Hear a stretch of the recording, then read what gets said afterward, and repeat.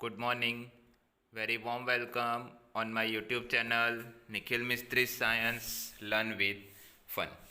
Friends, आज हम यहाँ पे डिस्कस करने वाले हैं 8th स्टैंडर्ड इंग्लिश मीडियम के अंदर साइंस एंड टेक्नोलॉजी में चैप्टर नंबर 5 की जिसका टाइटल है कॉल एंड पेट्रोलियम पार्ट 1 के बारे में।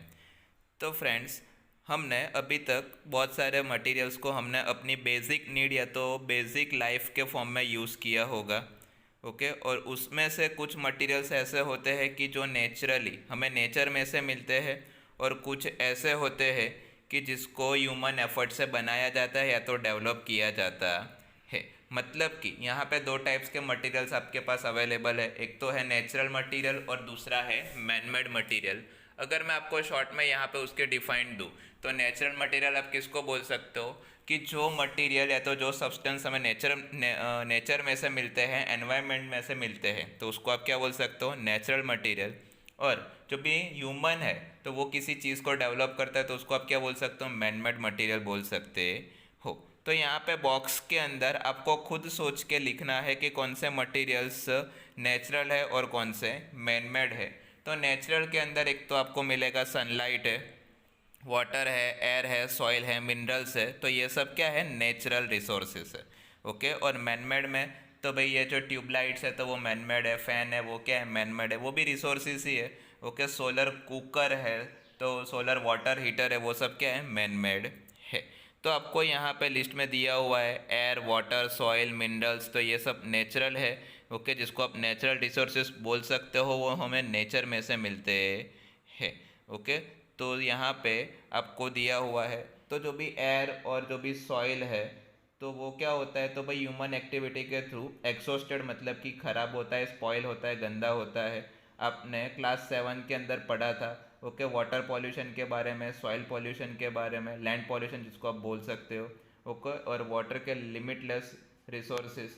तो आपको यहाँ पे करना क्या है, तो भाई ये जो भी हमारी अवेबिलिटी, लाइट की अवेबिलिटी है तो वो क्या है, तो भाई रिसोर्सेज नेचर के अंदर बहुत कम है। वेरियस रिसोर्सेज होते हैं नेचर के अंदर, जैसे कि नेचुरल है।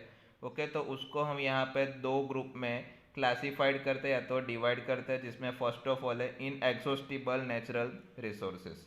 तो ऐसे रिसोर्सेज कि जो अनलिमिटेड क्वांटिटी में प्रेजेंट है। अनलिमिटेड मतलब कि जितना चाहो उतना आप उसको यूज़ कर सकते हो।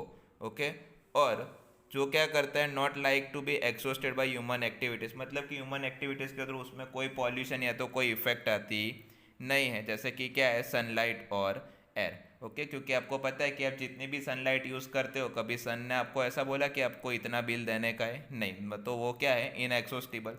एक्सॉस्टिबल रिसोर्सेज मतलब कि ऐसे रिसोर्सेज की जो नेचर के अंदर लिमिटेड है, जिसको आपको केयरफुली यूज़ करना है, उसकी क्वांटिटी कम होनी चाहिए नहीं। ओके, और ह्यूमन एक्टिविटी के थ्रू उसके अंदर पॉल्यूशंस भी होता है, वो कम भी होता है, डैमेज भी होते हैं। जैसे कि आपको यहाँ पे दिया हुआ है एग्जांपल में, फॉरेस्ट है, वाइल्ड लाइफ है, मिनरल्स है, कॉल है, पेट्रोलियम है, नेचुरल गैस है, ये सब। तो यहाँ पे एक्टिविटी में आपको दिया हुआ है, आपको कंटेनर लेने हैं, उसको पॉपकॉर्न, पीनट्स, रोस्टेड ग्राम, टॉफिस से फिल ऑफ करना है। ओके, उसको डिफरेंट ग्रुप में डिवाइड करना है और सब ग्रुप में आप उसको डिवाइड कर सकते हो 1 2 एंड 4 स्टूडेंट्स, और हर एक के अंदर आपको क्या करना है, तो लेबल करना है first, second, third generations respectively. फिर आपको सब ग्रुप के अंदर जो भी कंज्यूमर्स होते हैं उसके पॉपुलेशंस के अकॉर्डिंग आपको यहाँ पे क्या करना है, तो जो भी सेकंड और थर्ड जनरेशन है उसके अंदर लार्ज नंबर ऑफ कंज्यूमर्स आपको दिखाई देंगे। ओके, तो यहाँ पे जो कंटेनर का जो भी ग्रुप है तो उसको आप टेबल के ऊपर रखते हो, और जो भी फर्स्ट जनरेशन है तो उसके अंदर जो भी ईटेबल चीज़ थी, ईटेबल ग्रुप था, वो कैसा था, कम था। सेकंड जनरेशन के अंदर कंज्यूमर्स क्या हो गए, बढ़ गए। थर्ड जनरेशन के अंदर अवेबिलिटी कम हो गई, लेकिन जो भी कंज्यूमर्स थे वो क्या हो गए, ज़्यादा बढ़ गए। क्योंकि सीधी बात है, टाइम टू टाइम क्या होता है, पॉपुलेशन बढ़ती जाती है, पॉपुलेशन बढ़ती जाएगी तो जो भी रिसोर्सेज है उसके यूज़ भी क्या होते हैं, बढ़ते जाते हैं। और एक टाइम ऐसा भी आता है कि जो भी ईटेबल चीज़ है थर्ड जनरेशन के लिए वो अवेलेबल नहीं भी होती कि जिसको आप यूज़ कर सकते नहीं हो। तो यहाँ पे आपको सिंपल सा यही बोला है कि आप जो भी यहाँ पे एज्यूम करते हो, तो कंटेनर के अंदर जो भी अवेबिलिटी होती है वो नेचुरल एक्सॉस्टिबल रिसोर्सेज जैसे कि कॉल, पेट्रोलियम, नेचुरल गैस, अगर उसको हम यहाँ पे केयरफुली यूज़ नहीं करेंगे तो वो क्या होता है, डे बाय डे उस कम होता जाता है, वो ख़त्म हो जाएगा और एक टाइम ऐसा आएगा कि वो हमारे लिए यूजेबल होगा नहीं। मतलब कि कॉल है, पेट्रोलियम है, नेचुरल गैस है, इन सब का यूज़ हमें केयरफुली करना है ताकि नेक्स्ट जो जनरेशन हो उसके लिए ये यूज़फुल रहे, उसको भी ये सब चीज़ यूज़ करने को मिले। ओके, तो यहाँ पे चैप्टर के अंदर हमें एक्सॉस्टिबल नेचुरल रिसोर्सेज जैसे कि कॉल, पेट्रोलियम और नेचुरल गैस, ओके, वो कैसे क्रिएट होते हैं। तो यहाँ पे आपको बोला है कि this were formed of the dead remaining living organisms, मतलब कि सॉइल के अंदर जो भी डेड ऑर्गेनिजम्स है, तो जो भी डेड लिविंग ऑर्गेनिजम्स है उसमें से वो क्रिएट होते हैं, जिसको आप क्या बोल सकते हो, फोसिल्स बोल सकते हो। और this all are known as the fossil fuel, मतलब कि जो भी कॉल है, पेट्रोलियम है, नेचुरल गैस है, उसको आप फॉसिल फ्यूल भी बोल सकते हो। यहाँ पे हम कॉल की डिस्कशन करें तो आपने कॉल को देखा भी होगा, ओके, अगर नहीं देखा है तो आपने सुना भी होगा। वो एक स्टोन टाइप ब्लैक कलर का होता है, ओके। तो जो भी कॉल है वो क्या है, तो भाई पहले के टाइम में फूड बनाने के लिए, कुक करने के लिए यूज़ होता था, ओके। रेलवे इंजन्स को चलाने में जो भी स्टीम प्रोड्यूस होती है वो प्रोड्यूस करने में यूज़ होता था। थर्मल पावर स्टेशन में इलेक्ट्रिसिटी प्रोड्यूस करने के लिए कॉल का यूज़ होता है, ओके। और जो भी कॉल है तो वो बहुत सारी इंडस्ट्रीज़ के लिए फ्यूल के फॉर्म में भी यूज़ होता है। तो यहाँ पे कॉल की स्टोरी आपको दी हुई है, ओके। तो कैसे वो कॉल क्रिएट हुआ, तो 300 मिलियन ईयर पहले एक फॉरेस्ट के अंदर वेटलैंड एरियाज थे, लो लेइंग एरियाज, तो वहाँ पे नेचुरल प्रोसेसेस के थ्रू, जैसे कि फ्लडिंग हुई, बहुत ज़्यादा बारिश, पूरा गया फॉरेस्ट, जो भी सब प्लांट और ट्रीज थे वो सब सॉइल के अंदर चले गए, ओके। सॉइल के अंदर चले जाने के बाद उसके ऊपर जो भी क्ले होते उसके लेयर बनते गए। टेम्परेचर और हीट की इफ़ेक्ट की वजह से वो ज़्यादा से ज़्यादा सॉइल के अंदर चले गए और वहाँ पे हाई प्रेशर, हाई टेम्परेचर की वजह से जो भी डेड प्लांट थे उसका स्लोली स्लोली कन्वर्जन कॉल के अंदर हुआ। और जो भी कार्बन थे तो वो कार्बन कंटेंट के अकॉर्डिंग कार्बोनाइजेशन प्रोसेस के थ्रू उसका कन्वर्जन किस में हुआ, कॉल में हुआ, ओके। मतलब कि ऑक्सीजन की एब्सेंस में जो भी प्लांट और डेड मटेरियल्स तो उसका कन्वर्जन कॉल में हुआ, तो वो प्रोसेस को आप कार्बोनाइजेशन बोल सकते हो। और जिससे क्या होता है, तो यहाँ पे ये जो फॉसिल फ्यूल है कॉल वो क्रिएट होता है। फिगर 5.2 में आप यहाँ पे देख सकते हो। तो जो भी कॉल माइन होती है, मतलब कि माइनिंग एरियाज होते हैं, वहाँ से कॉल को क्या होता है, तो भाई निकाला जाता है। और जो भी कॉल है उसके अंदर आप कार्बन की क्वांटिटी के अकॉर्डिंग उसको आप डिफरेंट 4 टाइप्स में डिवाइड कर सकते हो, जैसे कि पीट call, lignite call, bituminous call and anthracite call, okay. जिसमें सबसे बेस्ट क्वालिटी है एंथ्रेसाइट, 96% कार्बन, और सबसे लोवेस्ट क्वालिटी है पीट की, जिसके अंदर 14 या तो 15% जितना कार्बन आता है। तो जो भी कॉल है उसको आप क्या करते हो, एयर की प्रेजेंस में जब उसको आप बर्न करते हो, उसको जलाते हो, तो कार्बन डाइऑक्साइड गैस प्रोड्यूस होता है।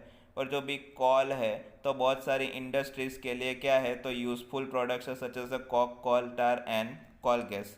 तो यहाँ पे कोक की बात करें तो वो टफ है, पोरस है, ब्लैक सब्सटेंस है, ऑलमोस्ट प्योर फॉर्म है कार्बन का। आपको एग्जाम में पूछा जाएगा कि कार्बन का प्योर फॉर्म कौन सा है, तो भाई कॉक, ओके। और उसका यूज़ क्या है, तो भाई जो भी स्टील मैन्युफैक्चरर है, ओके, तो वो जो भी मेटल्स है, तो extraction of the many metals, metals को बनाने में यूज़ होता है। फिर है कॉल्टार, तो वो क्या है, ब्लैक थिक लिक्विड जैसा सब्सटेंस है, अनप्लेजेंट स्मेल, मतलब कि थोड़ी सी उसमें से बदबू आती है। It is a mixture of the about 200 substances, मतलब कि कॉल्टार किसका मिक्सर है, अगर 200 सब्सटेंस को आप मिक्स करते तो उसमें से कॉल्टार क्रिएट होता है। और जो भी प्रोडक्ट आपको यहाँ पे मिलती है, ओके, तो वो कॉल्टार का यूज़ आप किस में करते हो, तो starting materials for manufacturing various substances using everyday life and industry. कौन कौन सी इंडस्ट्री में कॉल का यूज़ होता है, कॉल्टार का, तो synthetic dies, drugs, explosives, perfumes, plastic, paints, photographic materials, roofing materials, okay. फिर इंटरेस्टिंगली फिर नेफ्थेलिन बॉल्स, रिपल मॉस, ये सब बनाने में क्या होता है, तो भाई कॉल्टार का यूज़ होता है। तो यहाँ पे अभी के दिनों में जो भी बिट्यूमिन है, पेट्रोलियम प्रोडक्ट्स है, ओके, तो उन सब का भी जो भी प्लेस है वो किसने लिया, तो भाई मैन्युफैक्चरिंग में कोल टार का यूज़ किया जाता है। तो आगे हम फ्रेंड्स यहाँ पे डिस्कशन करेंगे। तो जो भी कॉल गैस, तो कॉल गैस कहाँ से मिलता है आपको, तो भाई जो भी कॉक में से, जब आप processing of coal to get a coke, coal में से आप क्या करते हो, कॉक बनाते हो, उस टाइम पे आपको क्या मिलता है, कॉल गैस मिलता है। और जो भी कॉल गैस है तो वो यहाँ पे क्या है, तो coal gas was use for street lighting, मतलब कि स्ट्रीट लाइटिंग जलाने में फर्स्ट टाइम 1810 में लंदन में यूज़ हुआ था, उसके बाद 1820 में न्यूयॉर्क में यूज़ हुआ था। और अभी के टाइम में वो क्या होता है, तो भाई लाइट लेने के लिए यहाँ पे लाइट के सोर्स फॉर्म में यूज़ होता है। और बहुत सारी इंडस्ट्रीज़ है तो वो कॉल को क्या करती है, प्रोसेसिंग प्लांट में सिचुएटेड फ्यूल के फॉर्म में वहाँ पे वो यूज़ करती है। तो फ्रेंड्स, इसी के साथ जो भी हमारा वीडियो है वो वीडियो यहाँ पे ख़त्म हो रहा है। अगर आपको ये वीडियो पसंद आया है तो प्लीज़ वीडियो को लाइक कर दीजिए, वीडियो के ऊपर कमेंट कर दीजिए और वीडियो को मैक्सिमम अपने फ्रेंड्स के साथ शेयर कर दीजिए। Thanks for watching, thanks for supporting.